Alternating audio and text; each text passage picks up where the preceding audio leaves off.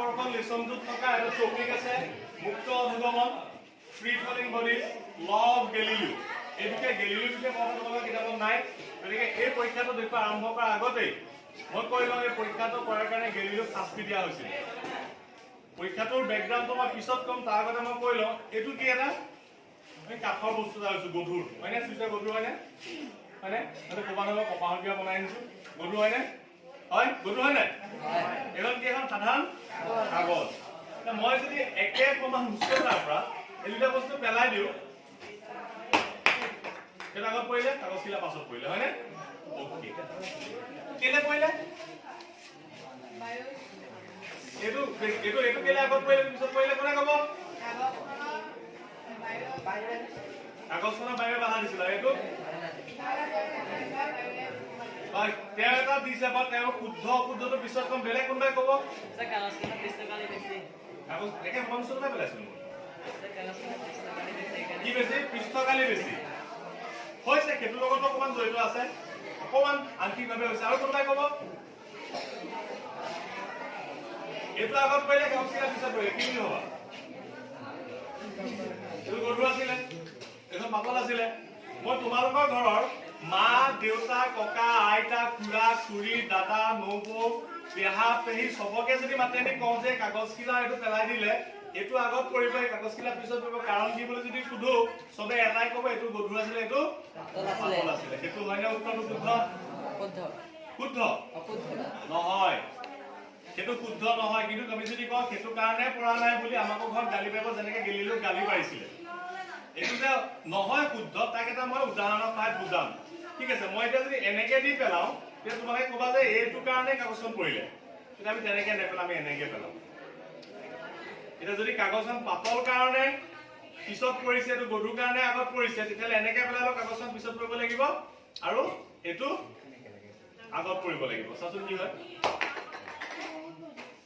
আকৌ চাওঁ কাগজখনৰ এইটো হেৰি হ'ল কেছটো কি হৈছে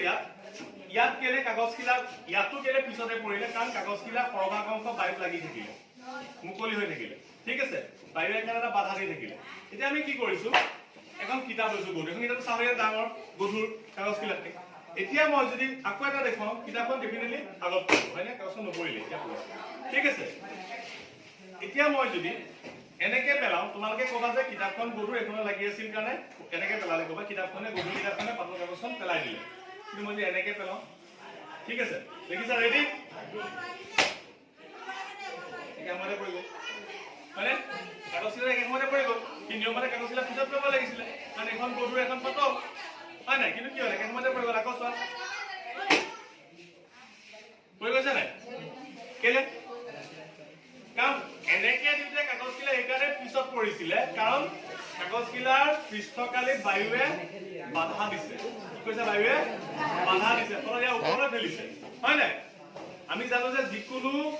লিকুইডত আজি লাগিলে বায়ুতে হওক পানীতে হওক বস্তু এটা দি দিওঁ সেয়া ঊৰ্ধ্বমুখী বল প্ৰয়োগ কৰে ফলত ই লাহেকে পৰিছিলে কিন্তু যেতিয়া মই এনেকে দি দিলো তেতিয়া ইয়াতো বায়ুৱে বাধা দিব পৰা নাই বাধা দিলেও এই কিতাপখনৰ যিটো ওজন আছে সেই ওজনৰ পৰিমাণটো বায়ুৰ বাধাটোতকৈ বেছি হ'ল কাৰণ লৈ গ'ল আৰু এই কিতাপখনে এই কাগজখনৰ ওপৰত যিটো বায়ুৰ বাধাটো প্ৰতিহত কৰিছে ফলত একে সময়তে পৰিছে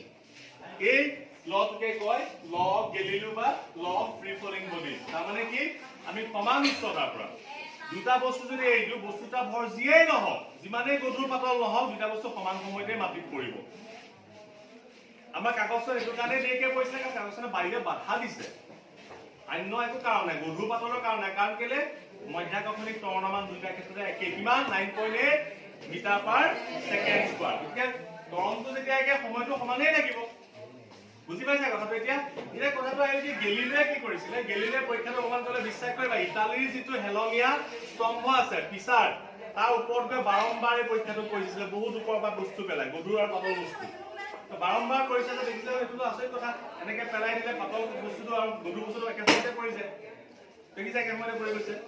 কেমেৰা দেখুৱা একেসময়তে পৰা দেখুৱাইছা নাই ঠিক আছে তো ইয়াৰ পৰা আমি বুজি পালো কি যে মুক্ত অনুগমনৰ সূত্ৰ মতে গধুৰে হওক লাগিলে পাতলে হওক বস্তু এটা আমি ওপৰৰ পৰা পেলাই দিলে সি একে সময়তে মাটিত পৰিব যদিহে কোনো বাহ্যিক বলে বিপৰীত দিশত ক্ৰিয়া নকৰে বুজি পালা চবে মুক্ত ধৰ্ম লেচনটো আছিলে ঠিক আছে থেংক ইউ